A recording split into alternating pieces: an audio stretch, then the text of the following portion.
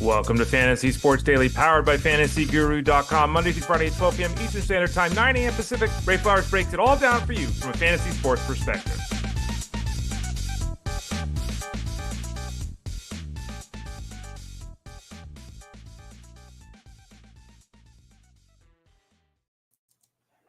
Hey there, all. Welcome to Fantasy Sports Daily. I am your host, Ray Flowers. Welcome on this Monday, the 18th of November, if I'm not mistaken. I don't even know what day it is. Do you ever, being that I work from home, and I always know what day of the week it is, because obviously football season is very stringent when it comes to that, but I never seem to know what day it is. Gosh, the calendar, I think. Let me check.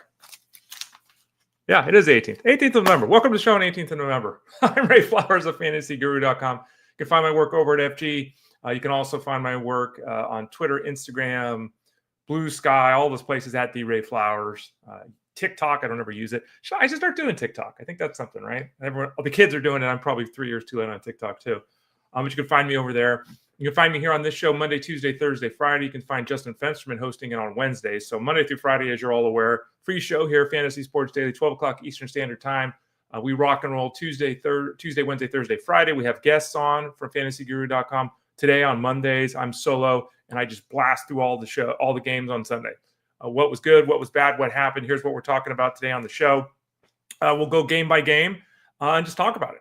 I have no notes other than what you're looking at here on the page, and I did grab a note for Chris Boswell because he made history, and Taysom Hill. But other than those two brief notes, the rest of it's just a free-form discussion we're having here. Feel free to leave comments, questions, anything that you want to address or bring up in the chat room, have conversations with each other in the chat room. That's always great to do. Facebook.com/FantasyGuruHQ. You can have that conversation live. You can ask questions in the comments and we'll address throughout the show. YouTube.com/@ElitePlusNetwork. I've also saw last week a couple ones pop up from Twitter. So maybe Twitter's now working. I don't know, Twitter X at Fantasy Guru site. I know you can watch it live on Fantasy Guru site on Twitter, but maybe you can actually leave comments there. We'll see. I don't know. You can't leave comments at FantasyGuru.com about it directly. You can obviously hit me up in the chat rooms over there in Discord, but you can go to FantasyGuru.com, click that Elite Plus tab at the top of the page, and you'll see all the shows, including this one there, so you can find the old shows there. And you can always type in into Fantasy Sports Daily into your podcast network. Just type it in, and whether it's Pandora or YouTube or Pandora or Spotify, or check it out. Type in Fantasy Sports Daily. You'll probably be able to find Apple, iTunes, all that good stuff. And again, as you see there, we'll go through all this, what we do on Mondays. For those of you new to the show, welcome. For those of you coming back, welcome. See a bunch of names. Son, Senor Rojo, Fantasy Arnold, Doug. See you all in the chat room already. Welcome. Pleased to have you all here again. Yes, Sean, Taysom Hill. We'll talk more about Taysom Hill. Don't worry. We'll talk about Taysom Hill coming up here in a few minutes. Before we get to any of that, hit the wrong button. Before we get to any of that, just a comment here. And again, this is not directed, I don't think, to anyone listening to the show, because quite frankly, everyone listening to the show has been very positive, very good. I have seen hardly any negativity in the chat room, questions, anything like that. But, so again, it's not you all, but you have friends, it's them, right? And I say this because yesterday, again, people just get angry on Sundays. And, my recommendation for your angry friends, just a PSA, is tell your angry friends not to be on social media on Sundays. Just don't do it. Because, going out there and yelling at the players, going out there and yelling at people that are working in the industry, what does that accomplish? Right? It doesn't accomplish anything. Don't do that. And you got to remember too, because, I see this all the time. I saw it again this morning. It's all in good fun. It's not in good fun. It's not funny. Poking the bear is not funny. Remember, I've been doing this full-time since 2001. Did it before then, but full-time since 2001. Jeff Mann's a couple years after that. We've almost got 45 years. I think we got about 45 years of full-time experience in this industry. We have been picked on every Sunday for 45 years.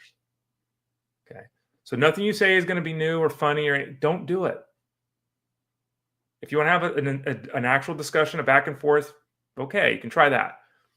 But the jabs, the barbs, don't do it. Don't be an asshat. Just don't. And again, I'm not directing this toward anyone listening here, because again, we've always seemed to be positive here. But tell your friends, please. I don't know if it's from drinking or from anger or whatever, or you just need someone to blame. Your team didn't win, your NFL team didn't win, your fantasy team didn't win. But tell your friends to be better. Just all this stuff is uncalled for. I wake up this morning and I got people making fun of me. It's like, come on, man. It's a Sunday morning. I mean, it's a Monday morning. I don't even know what day it is. It's a Monday morning, sit down at the computer, fire it up, 7:15 in the morning. I got people making fun of me. It's like, come on, be better. Jeff Manns gets blasted all the time. Jeff hits 65% of his bets and, the cash game hits and people still make fun of him. Like, I don't understand. I just don't get it. So tell your friends to be better, please. Okay. Let's go, guys. Let's go and gals. Let's start with the Green Bay Packers game. Again, every Sunday game we're going to discuss. We'll start with the Packers. Packers defeated the Bears 20-19. The Bears should have won this game. The kick with clock running to zeros was blocked. The Bears fall to 4-6. Packers improved to 7-3. Bears easily could have won this football game. On the Packers side of things, wanted to highlight Christian Watson.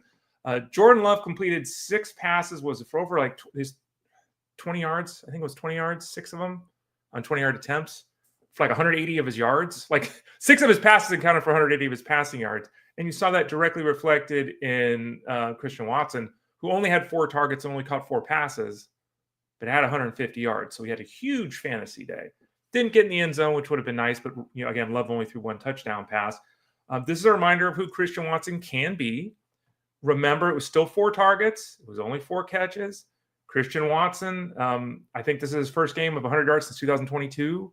Be very cautious chasing this because if you look at the passing, and again, yesterday was different because they didn't throw a lot, but he led wideouts. He was the only wide on the team with 3 targets. And we see this all the time. He leads one week. It's Reed next week. It's Dobbs the next week. Then Tavian Wicks gets involved.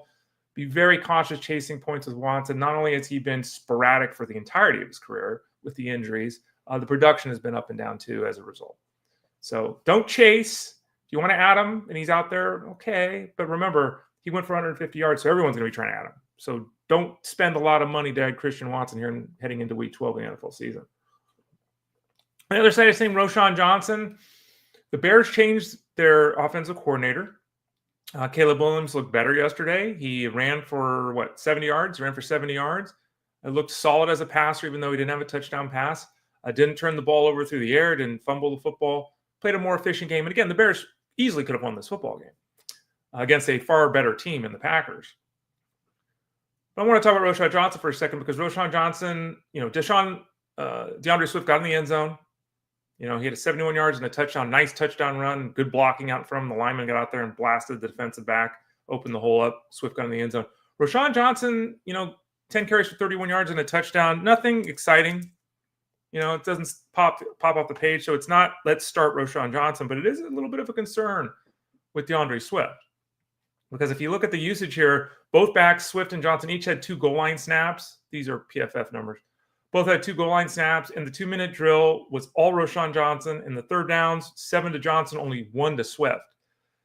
So if they're sharing work at the goal line and Johnson is now the third down back, that's not great for Swift. Again, this is not we're starting Roschon Johnson. This is a reminder that if you had DeAndre Swift, boy, I hope you had Roschon Johnson as a cuff. If you didn't, you're going to have to fight people now this week who are going to see that information I just read to you, realize that Johnson scored a touchdown. And remember, the OC, this is something that changes. When you change play callers, the offense can change a little bit. We saw that also with Cole Kmet, who played like 95% of the snaps after he'd been sharing a lot of that of late there. With the Bears. The Jaguars against the against the Lions. The Lions scored 52 points and had 645 yards of offense. They scored a touchdown, if I'm not mistaken, each of their first 7 possessions. There have been some wipeout games in NFL history. That was about as bad a wipeout game as there's ever been. I know there's been different scores, but that game was over right away. 3 minutes into the game, that was over. And I'm waiting. Doug Peterson's getting fired. I mean, it's just a matter of when. I was joking with the guys last night. Does he get fired last night or today? I would be stunned if he didn't get fired because the Jaguars got boot stomped. Just over. On the Jaguars side of things, Travis Etienne, Tank Bigsby didn't start. Didn't even play because of his ankle issue. I should have said, excuse me. So Etienne had the backfield to himself, and he dominated the backfield in terms of snaps and touches. Didn't do anything. Now, obviously, Trevor Lawrence returning to the offense over Mac Jones should improve things. On the downside, Christian Kirk is out. Gabe Davis has got an issue with his labrum. Sounds like his season could be over. They're going to, it looks like, have surgery and decide how much time he's going to miss. So that probably torpedoes him from the offense. Brian Thomas finally produced. Maybe he's a little bit healthier over that chest injury. 5 catches for 82 yards yesterday. Evan Ingram, who everyone hates, caught another 5 passes yesterday. Everyone hates Evan Ingram. I see this all the time. I don't get it. Caught another 5 passes in an offense that threw for 138 yards. With the backup quarterback, still caught 5 passes. But this offense is Travis Etienne, maybe though, right? Because Bigsby's all kinds of beat up at this point. Etienne didn't, do anything at all yesterday. 15 touches, 33 yards, but he had 15 touches. And I've seen his name come up a lot of times in trade talks and all that kind of stuff. Maybe Etienne can carve out a role here where he is getting 15 touches a week, and even in a jacked up offense with a slaloming toward the first pick in the draft, Travis Etienne could be a somebody down the stretch. So just keep that in mind, especially if someone rage drops him this week or something like that, offers you a low ball offer if you can still make a trade. On the other side of things, David Montgomery, 2 touchdowns. Jahmyr Gibbs got a touchdown. Jameson Williams had a touchdown. Brock Wright kept stepping in for Laporta. Only had 1 target, but it was a touchdown. And then there's Amon St. Brown, who had his best game of the season, 11 catches, 161 yards, and 2 touchdowns. That's 8 consecutive games that St. Brown has gotten in the end zone. The offense has been so efficient that it's often, 5 catches for 52 yards and a touchdown. Like, Brown hasn't had a lot of these big effort games like he did yesterday. Last year, this is all we saw down the stretch. It was like 8 catches for 90 yards every game last year in the second half of the season for St. Brown. Finally did it yesterday. Now, is he 11 catch guy in this offense? No. Is he 160 yard? No. Is he a 2 touchdown? No. But again, he's at every start, lock in, scoring every week kind of guy. He's a wide receiver 1. We all know that. And as we discussed here on the show last week, Jared Goff and the 5 interceptions. Who the hell cares? Forget about it. 412 yards and 4 touchdowns yesterday. 412 and 4 on 29 passes. The Jaguars are impossibly bad. Oh, just impossibly bad. Raiders and Dolphins. The Raiders lose this game to the Dolphins 34-19. The Dolphins improved to 4-6, and I guess keep their slim playoff hopes alive. The Raiders, Brock Bowers, wow. 16 targets, 13 catches, 126 yards, and a touchdown. He was basically the entirety of the Raiders offense in this one. Through 10 games, he did pass Kyle Pitts, so he now has the 2nd most yards all time for a rookie tight end, the first 10 games of their career. Mike Ditka, the coach. Mike Ditka actually has the record. And I want to say Mike Ditka is like 160 yards ahead of where Bowers is.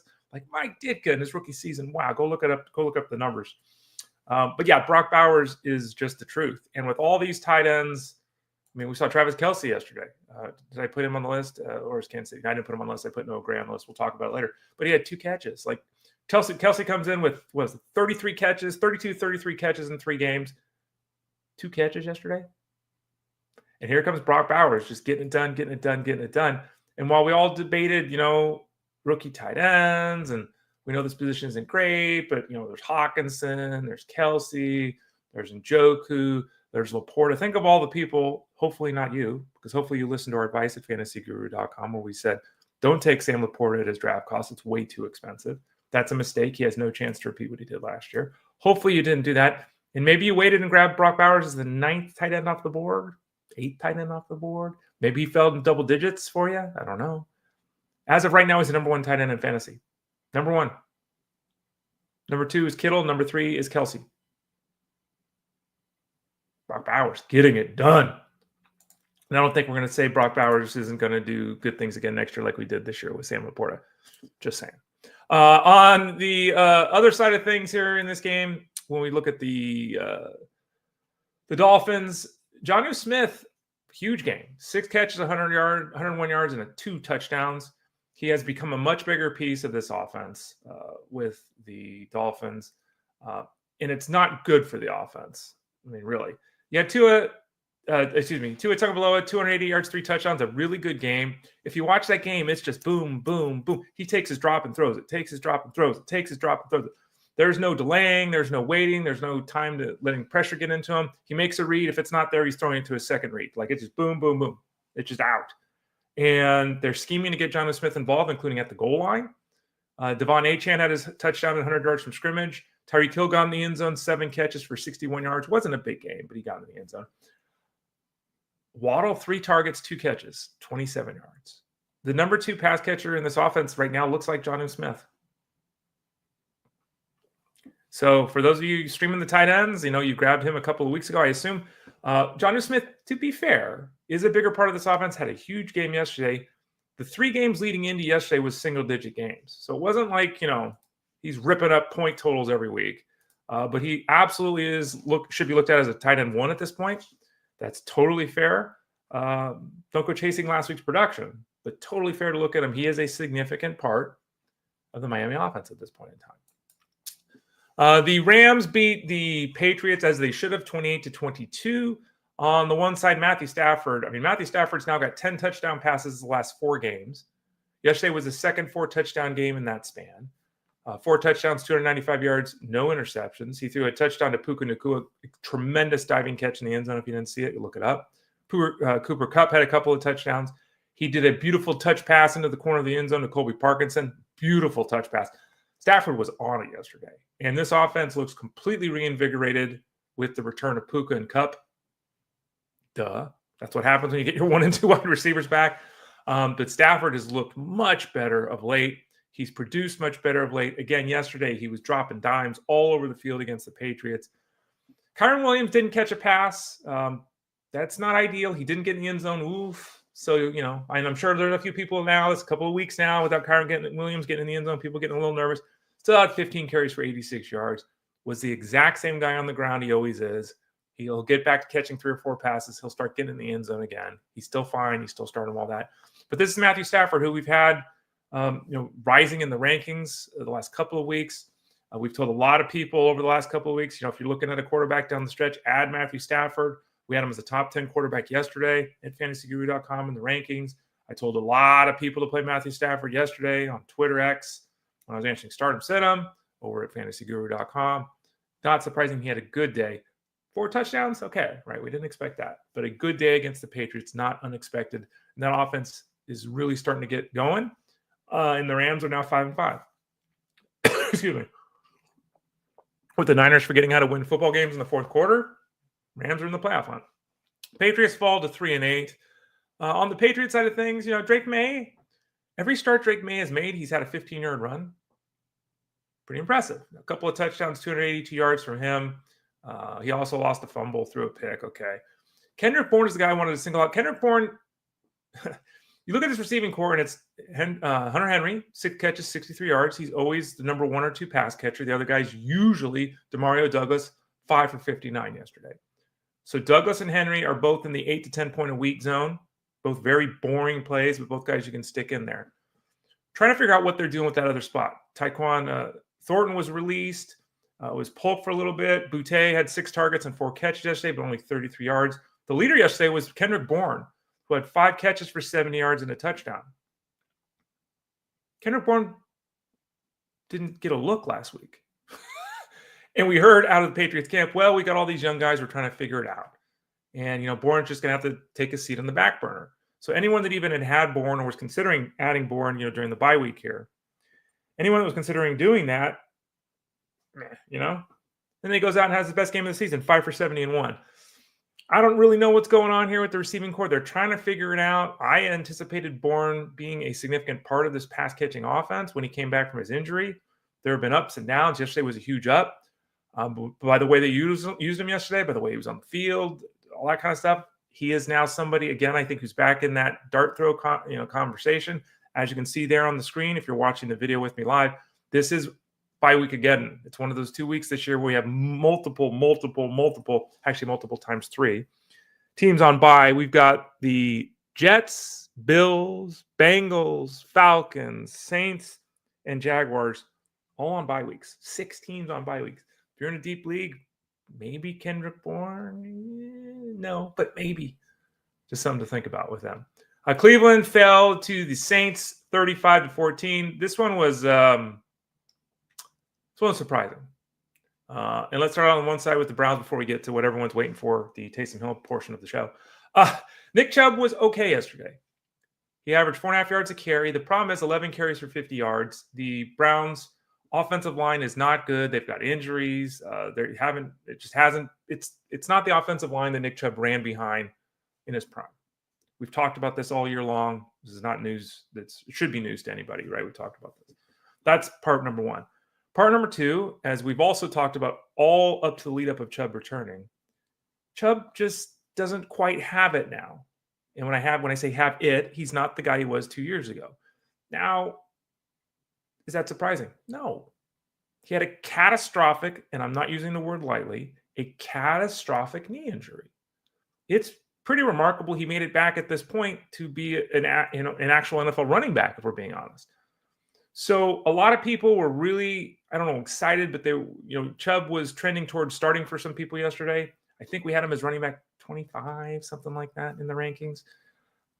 You look at with the way the game went, Jerome Ford played a lot. Ford caught 4 passes. He had 9 touches to the 11 of Chubb. But they ended up throwing the ball 46 times because they just didn't get it done defensively. But Nick Chubb, usable as a flex option in deeper leagues during a big bye week. Exciting. Am I expecting anything other than 70 yards and a touchdown in a best case scenario? No. But again, pat on the back to him, but this is a storyline we've talked about a lot. Now on the other side of things, Mr. Slate record, Taysom Hill. Now the good news is we had Taysom Hill inside our top 10 tight ends in the rankings over at fantasyguru.com. That's the good news. Okay, and by the way, if you want to get access to those rankings or any of the other rankings, check out on the screen there. You can see the link. Go to fantasyguru.com right now. Click the subscribe tab in the top right corner of the page. If you do that, you'll be taken to the sales page, obviously. And for $99 for the rest of the season, you get all our football. The only thing you don't get is the Super Bowl betting guide, which is a separate thing. But for $99 now, the rest of the season, you get all the seasonal articles, all the seasonal rankings, access to the Discord, ask the questions, all of that throughout the season. You get all the DFS, cash game breakdowns, GPP breakdowns, access to Discord to ask questions, put your lineups together, all of that through the season. You get the betting, prop bets. We have Tyler Beaker on talking about it every Thursday. All the prop bets from the staff, you get that. So you get NFL seasonal, NFL DFS, and NFL wagering, all of it through their season for $99, except the only thing you don't get is the Super Bowl betting guide. That's it. So the rest of it's for $99. Check it out. Access to everything we do, all the articles, all the live streams, all the chat rooms, everything having to do with football over at fantasyguru.com. Taysom Hill. Taysom Hill blows the slate up yesterday. As I mentioned, we had Taysom Hill as a top 10 tight end last week, and he bombed. Didn't do anything. Let me pull it up here real quickly. As we see, I'll have to find it. He scored 4 points last week, whatever the hell it was, didn't do anything. Or less than that. He had the touchdown that was called back. They had the 88-yard touchdown that was called back on a penalty, and then didn't basically touch the ball after the first quarter. Yesterday, his usage was kind of like what we thought it would be last week. Because it wasn't like it was last week, I believe we only had him ranked 9th at tight end this week. Still, top 10. He goes out there and has the game of his life. 7 carries, 138 yards, 3 touchdowns. That's not it. He also had 18 yards passing.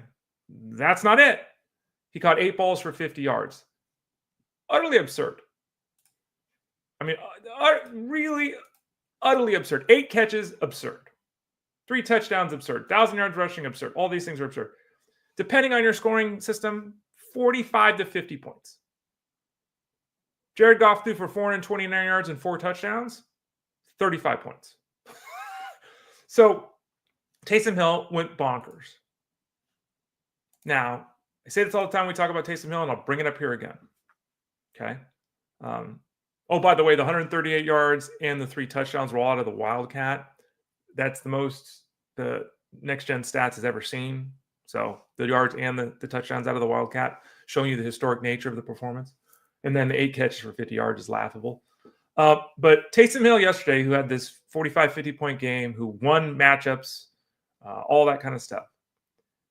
Taysom Hill played in the slot 10 snaps, played quarterback 8 snaps, was in the backfield 6 snaps. Are you noticing I'm not mentioning tight end here anyway? Again, slot 10 snaps, quarterback 8 snaps, backfield as the running back 6 snaps, lined up out wide as a wide receiver 4 snaps.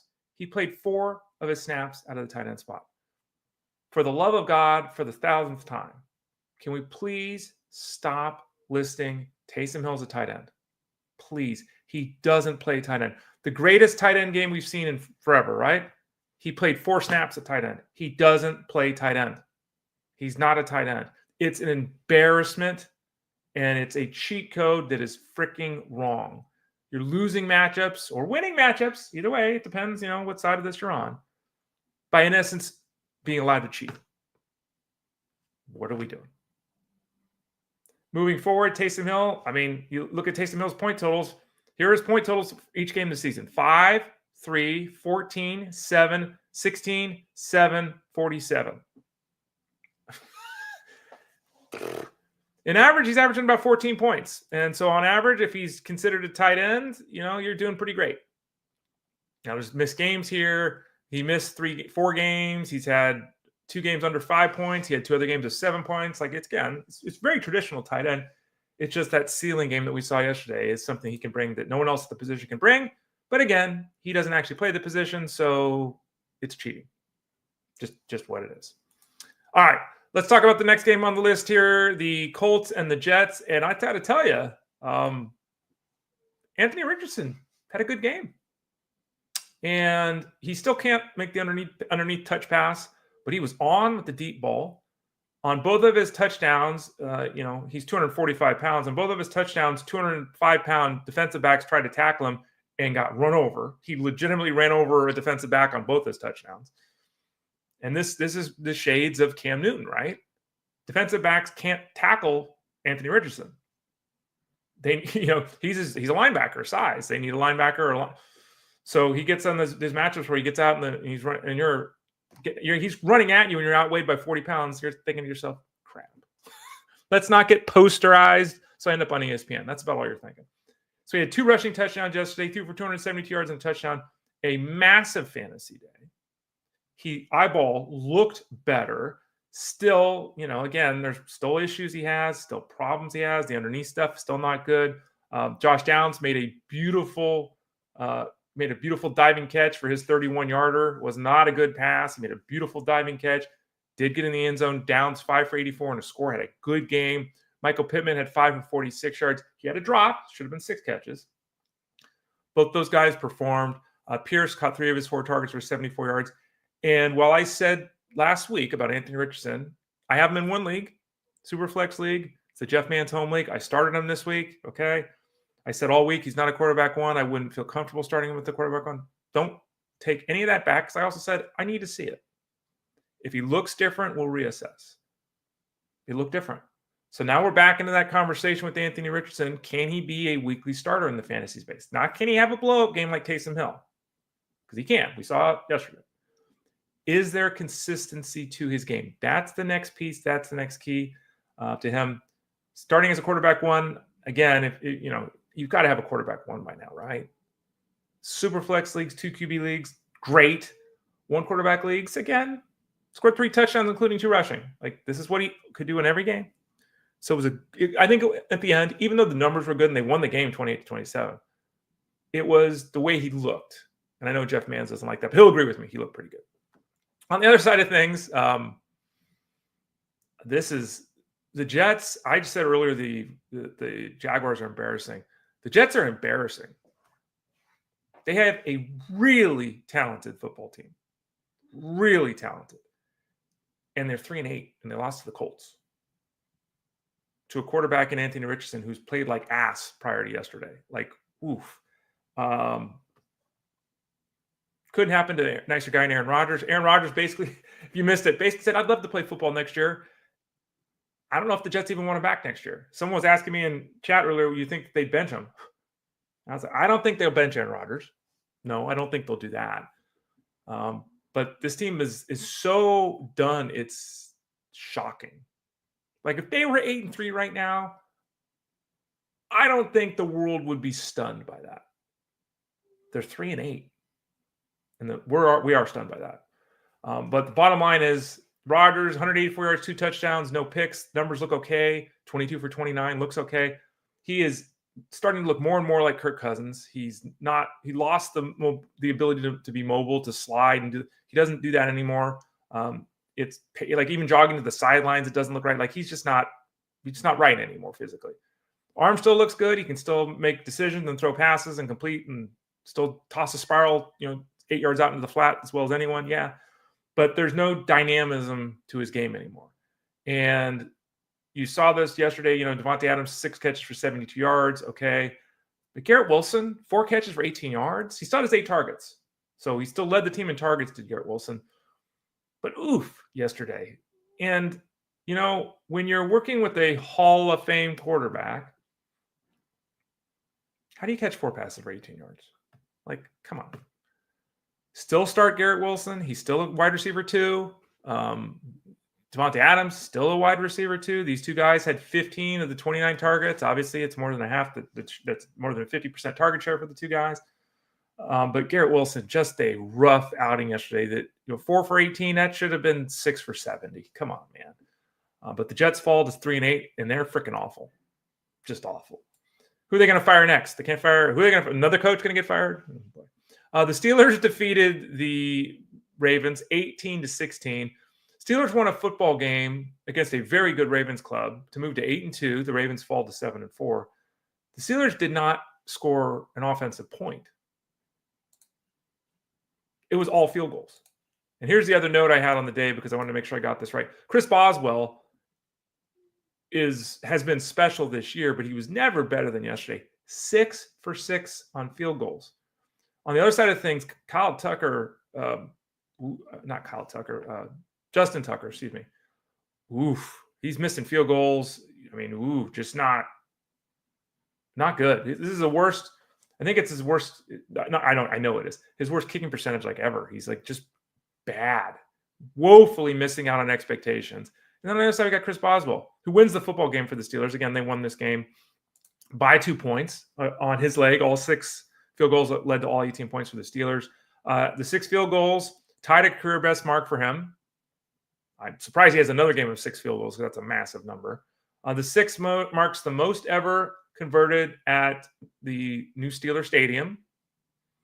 Okay. And are the most field goals made by a kicker playing in Pittsburgh since Gary Anderson at Three River Stadium in 1988. We're all going to talk about Taysom Hill. We're all going to talk about Anthony Richardson, as we should, because their point efforts and production in Week 11 are massive. But if you're in a kicker league, and you shouldn't be, but if you're in a kicker league, Boswell was an MVP right up there with those guys too. Massive effort for him. And it's the first time all year I've talked about a kicker as the spotlighted player. But when you go 6 for 6, you deserve it. Minnesota defeated the Titans 23-13. Vikings moved to 8-2. The Titans fall to 2-8. Obviously, these teams are going in different directions. The result is exactly what everyone was expecting to see in this game. I didn't talk about the other side of things. So back to the Ravens real quickly. Sorry, I got so excited about Chris Boswell. Zay Flowers, 2 catches, 39 yards, and a touchdown. It'll be in my weekly article, my matchup piece that comes out Thursday mornings. Flowers got in the end zone to save his day, right? If you didn't see his drop when Lamar Jackson ran around for 9 seconds before finding him, Zay, and again, he's a Flower, so he's got to be a good guy. Zay, you have these things called hands. Yes, you've got 2 of them. Use them to catch the ball. The ball that he didn't catch, the drop, hit him right in the chest. His hands legitimately never touched the ball. He's standing there wide open, waiting for the pass. Lamar puts it on him directly in his chest, and the ball goes, zoop, never touched his hands. Didn't even touch him. Use your hands to catch Zay Flowers. Again, this is another effort yesterday. Zay Flowers, 2 for 39. Rashad Bateman, 2 for 30. Tyrese Wallace, 1 for 8. Deontay Johnson, no catches on his 2 targets. For all the success the Ravens have had, and they have killed it this year, they still can't get this. Lamar still can't consistently get these wide receivers as part of the offense. He just can't. The most disturbing thing is actually Deontay Johnson, who they added, and we all thought he siphoned some looks from Wallace, siphoned a look or 2 from the tight end, that kind of thing. I mean, siphoned looks, from Flowers. What are they? Deontay Johnson doesn't even play. He's not on the field. He's not part of he's as much part of the offense as Wallace is, which is why did they add this weapon in Deontay Johnson and not even make him part of the offense? Like, how many routes did he even run this? Let's take this look real quick. Let me pull this data up. If you look at the Ravens right here, Zay Flowers ran 32 routes. Rashad Bateman ran 30 routes. Nelson Aguilar ran 15 routes. Deontay Johnson ran 6. He ran fewer routes than Derrick Henry. So if you added Deontay Johnson, again, I kind of look at Deontay Johnson right now as like a handcuff to Zay Flowers. If Zay Flowers goes down, well, then Deontay Johnson. But other than that, it's not that Johnson isn't producing because he isn't. He's not part of the offense. He's just not even on the football field. Going to that, back to that now Vikings-Titans game where the Vikings did win by 10 points. TJ Hockenson, I have seen a lot of people this year who have IR spots who added TJ Hockenson thinking, I'm going to get this guy back in week 8 or whatever the hell you're thinking, week 7, 6, 10 at the worst, and he's going to be out there and he's going to be killing it for me. TJ Hockenson yesterday, 3 targets, 2 catches, 13 yards. Johnny Munt had a 13-yard grab. Josh Oliver had 3 catches for 34 yards, outproducing TJ Hockenson. This is the danger of, and this is something that we're going to start to see with Isaiah Pacheco, who could be active this week for the Chiefs if you believe the early reporting on this. Just because a guy is back from an injury doesn't mean he's his pre-injury self in terms of production. TJ Hockenson, 2 catches, 13 yards, 3 targets. Again, and the problem with Hockenson is not that anyone was expecting him to be a star in the first half, but everyone, like you drafted Ty Conklin for the first half of the year and you were going to go Hockenson in the second half or something like that, right? This hasn't worked. Now, he still ran the most routes amongst the tight ends yesterday, 21-18 for Josh Oliver. But, Justin Jefferson ran 37 routes. This team had 73 offensive snaps, threw the ball over 30 times, and Hockenson only ran 21 routes. The real problem for Hockenson, and I've seen this with everyone, I've got Hockenson and Kelsey. I've got Hockenson and Bowers. I've got Hockenson and Ingram. Having 2 tight ends is tough. And the problem you run into now is Hockenson. If you have Ingram and Hockenson, and I've said all along I'd rather have Ingram, just as an example, because a lot of people have that combination. If you have Hockenson now, you keep waiting. I've even said this to someone in Discord last week. We want that 7-catch, 60-yard touchdown game to remind people how good Hockenson's been. Because it's been a year, literally, since Hockenson was a startable piece in the fantasy space, right? If you try to trade Hockenson now, you're not getting anything because people are going to be like, If you drop him and then the next game out, he goes 6 for 60 and a touchdown, right? So it's a really tough spot. So what I would have done, and I said this a lot, is if I had Ingram as an example, and I grabbed Hockenson and late round 11 of the draft, and I was holding him, the move would have been to trade Hockenson right when he was coming off the injured list, right away, because there are still people now that have both guys. And what are you left to do here in Week 12? There's 6 teams on bye. Just going to drop Hockenson? That might be the answer for some people, and it's not a really good answer. On the other side of things, Nick Westbrook-Ikine, another touchdown. That's 5 of 6 games that he's gotten in the end zone. He had 117 yards in the touchdown yesterday, which is a massive effort for anybody, let alone him. 5 of 6 games he scored a touchdown. He had 2 catches yesterday. He's catching 2 or 3 passes every week for 30 yards. Yesterday he had 117 yards. Why? If you didn't see the touchdown, go check it out. He's running down the right sideline. Here comes the ball from Will Levis. He's about, 3 or 4 feet beyond the defender. Like he clearly beat the defender, right? The defender then falls down as he catches the ball, and he just runs down the sidelines. There was nothing. He just caught a ball. The defender falls over, and he just runs 60 yards down the sidelines. So be very cautious with Nick Westbrook-Ikine. We've talked about him here on the show. We've dart-thrown him. We've had that whole conversation. We did this, I think, 3 weeks ago on the show. 3 or 4 weeks ago on the show, we talked about that. He gets in the end zone, you get your 10 points. He doesn't, you get 3. We're still in that zone despite what we saw yesterday. 2 catches for 117 yards and a touchdown. Calvin Ridley had 458 yards.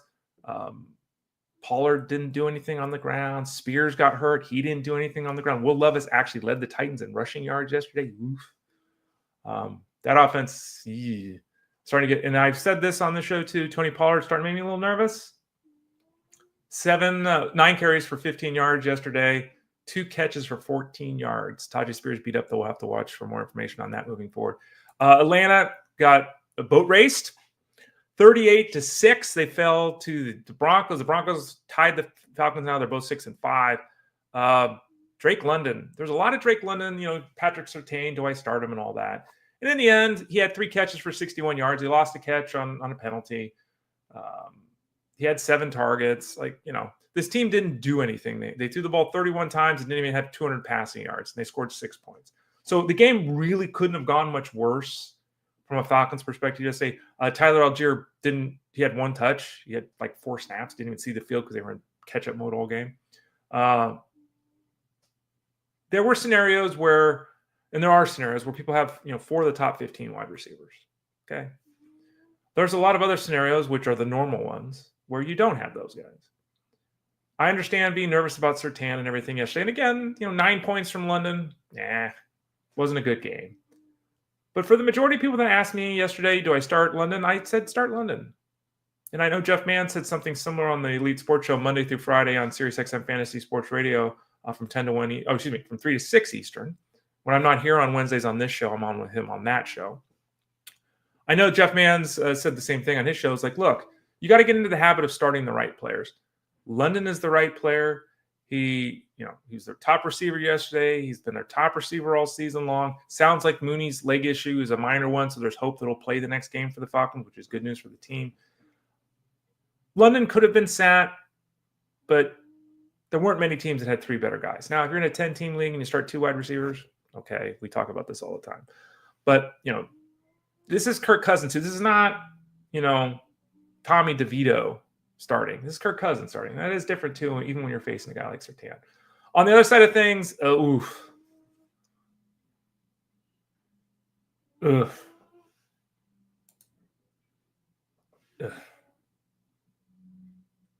We talked about Audric Estime. We suggested, 15 days ago to add him. Ended up being the right call. He led the backfield in touches and snaps last week, 14 touches. Flash forward to this week. What did we say with Estime? We had Estime ahead of Williams in the rankings. 4 spots, something like that. Both very close. Both of them listed in the flex zone, right outside the top 25 running backs, but I think 4 or 5 spots apart in the rankings. And while I favored Estime, I started Estime in the league I have him. While I favored Estime over Williams, as we said in the rankings here, it's like this is not a fait accompli. This is not a certainty. I said on the Elite Sports Show, I know I said it on this show, I talked about it in Discord. Just because we saw it happen one week with Sean Payton with Estime does not mean that he's going to lead this team against the Falcons this week. And he didn't. Javonte Williams had 9 carries for 59 yards in the score. It's caught 4 passes. Estime still had 9 touches, but he had 9 while Williams had 13. By the way, Williams got in the end zone. If you haven't seen that touchdown, go look at it. He ran into a defensive player and started pushing him back at about the 3.5-yard line. And then it was all of his teammates jumping on him. If you watch the videos closely on his touchdown, as he's going across the goal line, his feet are not even on the ground. He is legitimately being carried into the end zone by his teammates. His feet aren't even on the ground. But he was the lead guy yesterday in the backfield. Now, what does this mean? Well, the last 2 weeks, the leader in terms of touches is still Estime. Estime has 23 touches the last 2 games. Williams has just 16.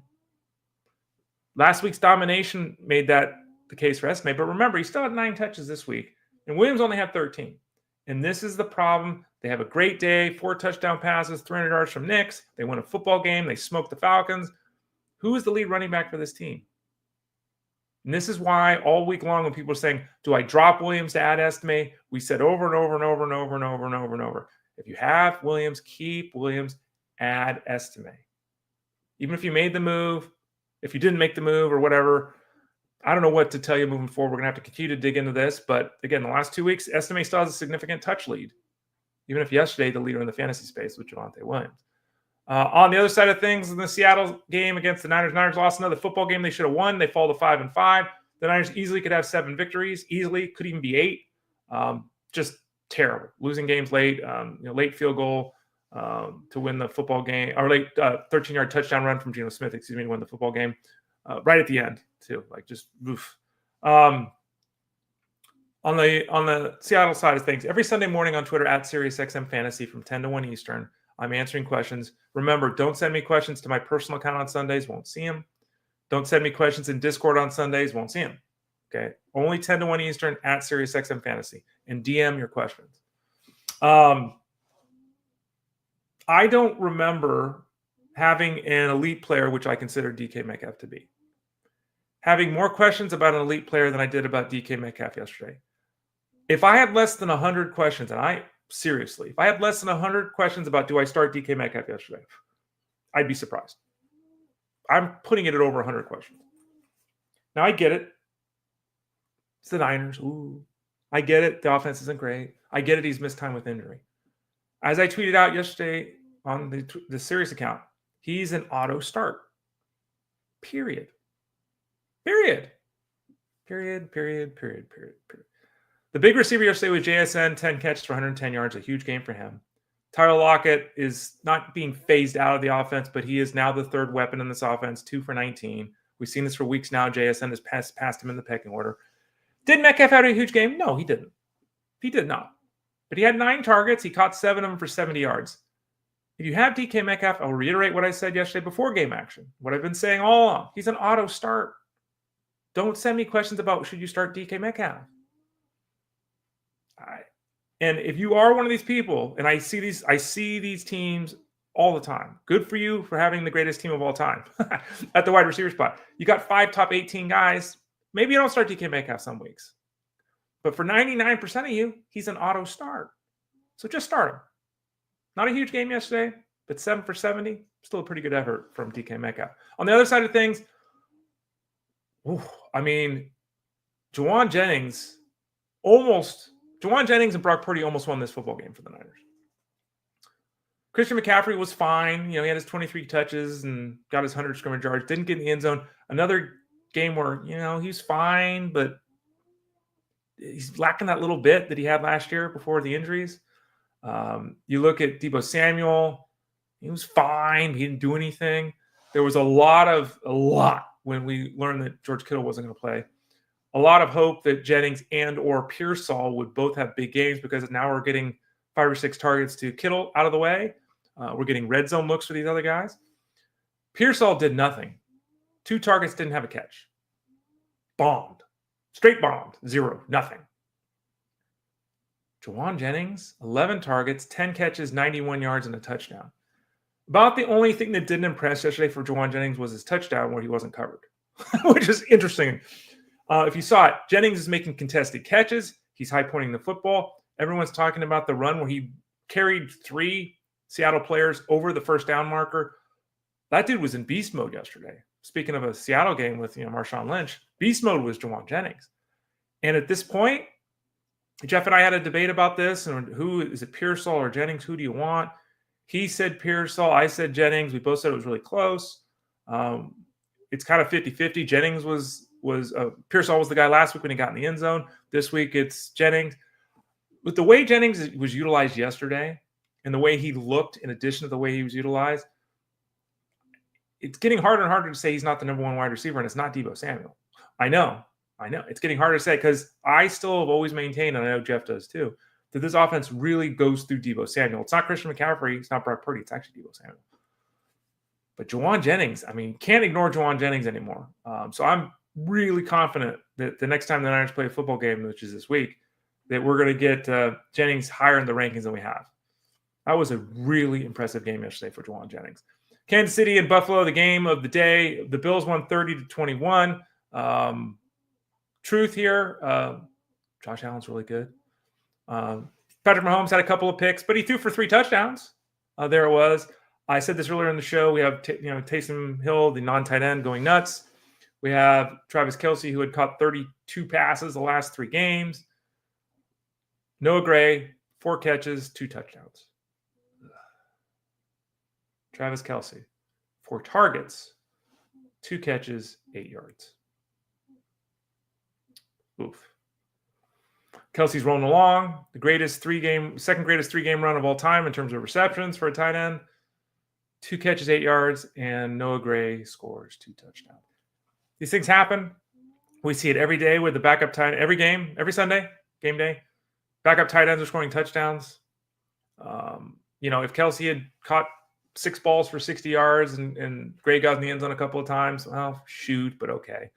That's just a dagger, man, right? It's just a dagger. Nothing you can do about it. It's not really actionable information. Travis Kelce is still a must start. Noah Gray is still a dart throw. Nothing changed based upon what we saw yesterday. But boy, what a frustrating effort if you had Travis Kelce. On the other side of things, Amari Cooper returned, and he didn't really do much. I mean, he only had 3 targets, caught 2 of them for 55 yards. One of the catches was a really nice catch. The wrist, they were concerned about the wrist. There was talk that he'd have to wear a cast or something, I watched his hands when he's going down to the ground. He was protecting his wrist a little bit, like when he fell to the ground. But really, he made a couple of nice grabs, and I'm surprised he wasn't more heavily utilized yesterday. 3 targets, the 2 catches. That's Khalil Shakir, 12 for 8. Totally get that. We've talked about him for 4 months now, 5 months now. Curtis Samuel was pretty interesting. He got in the end zone 5 for 58 and 1. Those targets I thought would have gone to Amari Cooper. So a little disappointing there with Keon Coleman missing the game. The Bills obviously on a bye this week. They'll get another week for Cooper to get healthy. They'll get another week to make sure he's fully inculcated in the offense. I would anticipate Amari Cooper coming out of the bye for the Bills to be a significant fantasy weapon down the stretch. I said this last week, and I'll reiterate it. If Cooper is on a team and you're not on your team and you're still able to make a trade, I would consider making an offer for Amari Cooper. Get him while you can, because I still think he's going to be a usable piece down the stretch. And then finally, Sunday Night Football. Chargers defeat the Bengals 34-27. T. Higgins, I mean, I don't have a problem with T. Higgins when he's on the field. My problem, obviously, is T. Higgins is rarely on the field. But we saw it again last night. 9 catches, 148 yards, and a touchdown. He's a beast. He will get paid by somebody this offseason to be their wide receiver 1 next year. Question is, can he stay healthy long enough to get that contract that's big? And once he gets the big contract, can he stay on the field next year? A lot of people have been talking about him in the Discord room, the Dynasty room over at FantasyGuru.com. And I've said it repeatedly, we don't know what team Higgins is going to be on next year. We don't know what offense he's going to be in, who's throwing him the football, these kind of things. But T. Higgins could be a wide receiver 1 next year in the fantasy space. That's projecting out an awful lot. In the short term right now, he's a wide receiver 2. And we had him ranked as wide receiver 18 yesterday or something like that. He's a beast. He had 13 targets. Chase had 13 targets. Another 3 touchdowns, 350 yards for Joe Burrow, who continues to be an absolute monster. T. Higgins, when he's active on the football field, he's in your lineup, period. He's an auto start, kind of like DK Metcalf. Question is, how many times is he going to be on the football field? On the other side of things, Justin Herbert, we talked about him last week. I'll reiterate what I said last week too. Dude's the truth. And the Chargers moved to 7-3. The Bengals fall to 4-7 with the victory. They almost blew the game late. The Chargers, obviously, they had to come back late, and the Dobbins touchdown run won the game late and all that. But Justin Herbert is really good. And I said this last week, really good. And what's so interesting with Herbert is that he started off the season rightly with concerns about the offense and the way things were going to go. Then we saw the first couple of games, and he's throwing the ball 2 times a week, exaggerating. And it's like, this is not. And now you look up, and his seasonal numbers, I'm looking at it, he's 15, 16 in the rankings. So, that's. But if you look since week 8, so you look at the last 4 games, Justin Herbert now becomes QB number 6. And it's not just his passing, which has been spectacular. We saw it again last night. He's running. He's not a running quarterback. But much like Brock Purdy is doing, he's using his legs to extend plays and oftentimes running. Last night, Herbert had 5 carries for 65 yards. And if he's consistently getting 30 rushing yards, which kind of looks like the way it's going to be now, 30 rushing yards a week, don't forget, that's 3 points in most leagues. Many leagues, it's 25 yards for a point in passing or 20, right? So it's at least like he threw for an extra 60 to 75 yards if he's running for 30. That's a big difference for a quarterback, a pocket guy like Justin Herbert. But he's continuing to show he's not just a pocket guy. He only hit 17 of 36 passes last night, but he was hitting it into tight windows. He uses athleticism. Justin Herbert, again, he's trending upward, and it's a great credit to him and the team too, because they have morphed the offense. It has become more aggressive through the air. 36 passes. I think they had 25 rushes last night. So kudos to the coaching staff there for the Chargers doing what's necessary to win football games. All right, let's see what we got here in the chat before we close things down here. Remember, Monday through Friday, free show here, Fantasy Sports Daily, 12 o'clock Eastern Standard Time, 9 a.m. Pacific. Hello to Fantasy Arnold, to Senor Rojo, to Sean, to Doug, to Henry, all of you, thanks for joining us. Tony, all of you, thanks for jumping in here. Let's see here. Fantasy Arnold's got a question. Non-PPR Week 12 fill-in. We're still playing Week 11, Fantasy Arnold, okay? And I tell people this all the time. I don't take stardom situm until Wednesday. I don't even like to do any waiver wire stuff until Tuesday. We have Armando Marsal on Tuesdays. He'll be on tomorrow to do waiver wire stuff. I'm not even close to analyzing all the data that happened yesterday. I watched all the data yesterday. Now I got to analyze all the data. So I'll answer your question because you asked it, but I'm telling you, you might get a completely different answer in 24 hours. Okay. Thielen or Sterling Shepard are on the wire. Who's the better pickup? Thielen to me is the better pickup because Sterling Shepard, Thielen could be the number one pass catcher for the Panthers. Now, that could be 4 catches for 42 yards a week, right? I'm not getting excited about Adam Thielen, but I added Adam Thielen myself in a league last week. I think maybe 2 leagues last week, playing ahead. So I would add Thielen over Shepard. Absolutely. That's the move I make. I don't think that decision would change. I didn't read the question before I gave my little soliloquy. I don't think that answer will change tomorrow. I think it's going to be Thielen. Thielen to me is just higher in the pecking order. Shepard's likely to have Mike Evans back for the Bucs here for their next game. Looks like he's practicing today. But yeah, I'm going Adam Thielen in that one. Hollywood rules. Hollywood rules. There you go. Learn how to talk, right? Thanks for telling me Winston over Rodgers. Oh, you're welcome. I like that. Sean, is he still employed? Is Doug Peterson still employed? Let's check. Doug Peterson. I do not see any notes that Doug Peterson has been fired. So as of now, he is still employed. By the way, we're just talking about Adam Thielen. Dave Canales said that Bryce Young will indeed start in Week 12. Odd he didn't say that previously, but he made the comment now. And they do also expect Jonathan Brooks to actually play football this week. So it looks like they'll have those guys up against a team that's going to throttle them in the Chiefs. David P. Going forward, would you stay with Stafford, Baker Mayfield, or Richardson? You guys at Fantasy Guru, stand-up people, someone I would like to have a beer with. Thank you. You got it, David. Appreciate you saying that. Yeah, we try to be real. You know, despite what I said earlier, you know, I when I got upset at everyone getting mad at us, I know we're not going to be right all the time. I say it all the time. I'm not right all the time. I know a lot of people think I'm obnoxious. A lot of people think Jeff Manns is obnoxious. He says all the time what I got wrong. Every Monday, he says what he got wrong. I say on this show or in articles all the time when I get things wrong. I'm starting writing the baseball work for the fantasy baseball product at FG. Starting doing that last Friday. And I just wrapped up my article, what I got wrong. It's thousands of words long. Like, we all admit we're wrong. But there's no need to be an asshat about it. So, David, thank you for your kind words. That's appreciative.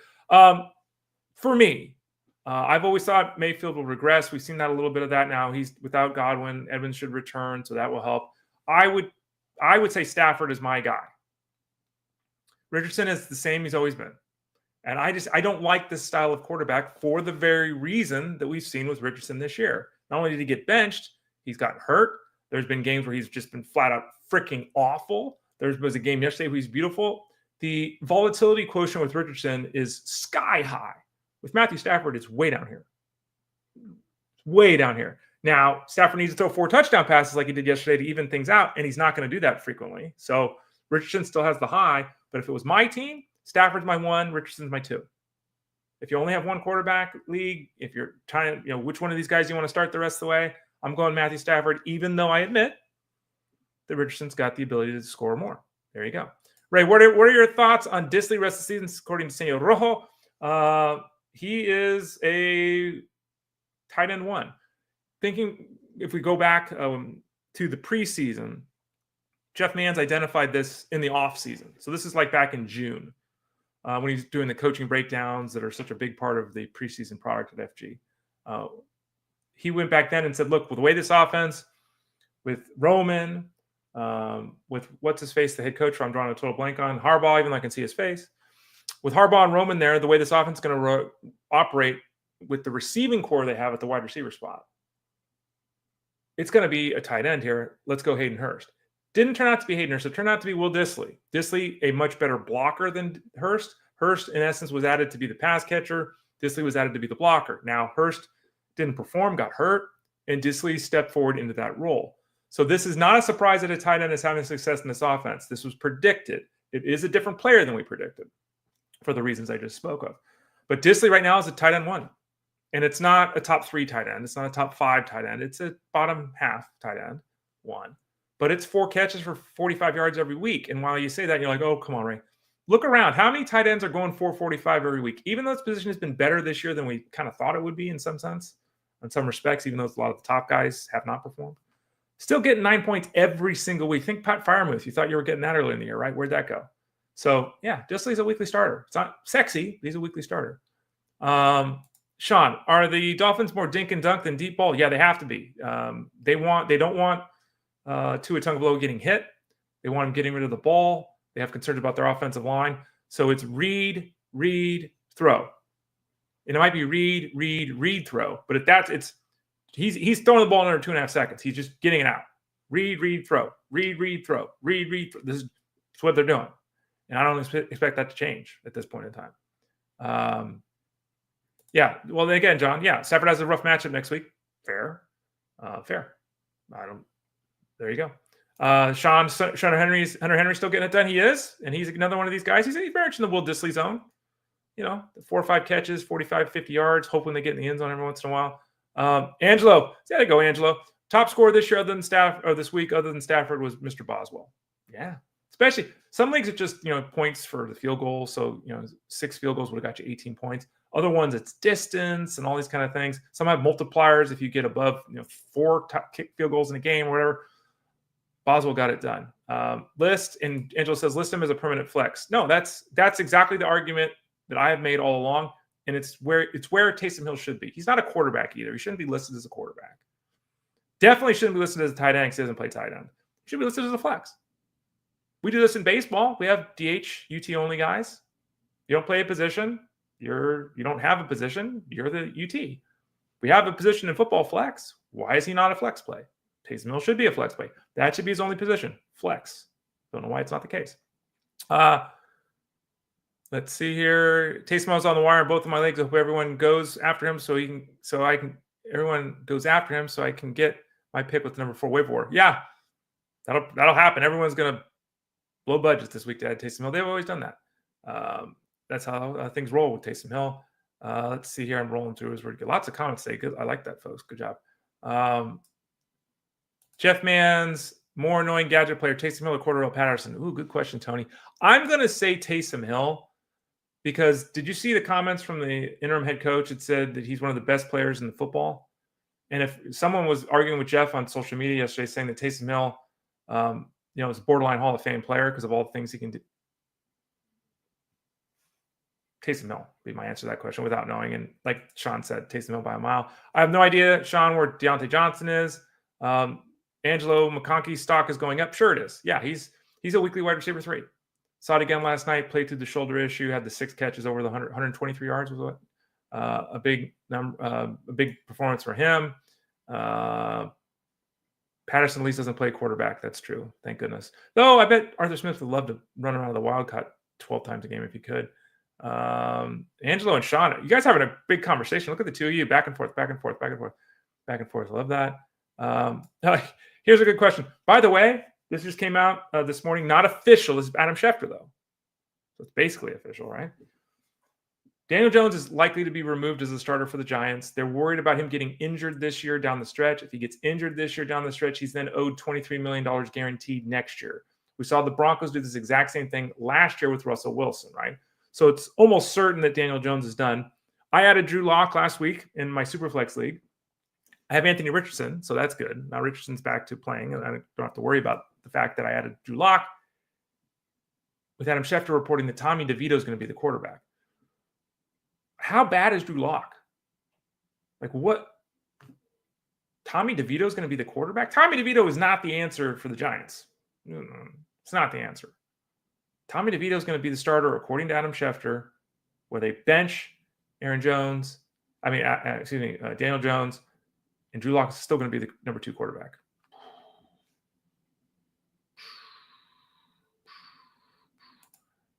You got it, Fantasy Arnold. Glad I could help. I'm glad you had a question I could answer with Adam Thielen. That's good. And Senor Rojo says, picked up Disley yesterday since Kittle was out. Yep. There you go. Good move. That's the way to run the waiver wire, Senor Rojo. So there it is, folks. Thanks for listening today. I appreciate it. We'll be back again tomorrow. That, by the way, if you're wondering who that is behind me, that's DJ Chark, who was a healthy and active yesterday, if I'm not mistaken, for the Chargers. But as you can see there on the screen, rest of the way, $99, all the seasonal, all the DFS, all the wagering, all of it. Discord rooms, live streams, articles, rankings, all of it.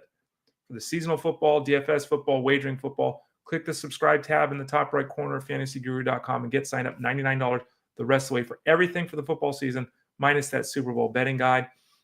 Don't forget to go to the site, click the Elite Plus tab at the top of the page to find the show.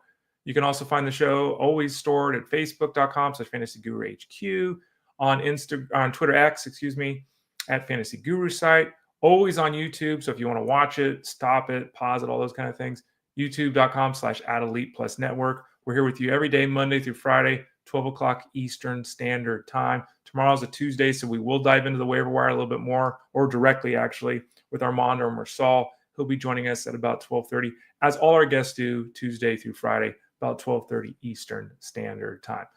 I'm Ray Flowers. Thanks for joining me today. Really appreciate it. Head over to the site, get signed up, get the products, win, dominate, have fun, all that kind of stuff, and tell your asshat friends to be better people. The moral of the story today, be a better person. We're all trying to do that. I'm trying to do that on a daily basis. Hopefully everyone can try to do that as well. Thank you today for all your contributions, all your comments, and the listener viewership. Really appreciate it. Hope you'll be back with us again tomorrow here on Fantasy Sports Daily, powered by fantasyguru.com.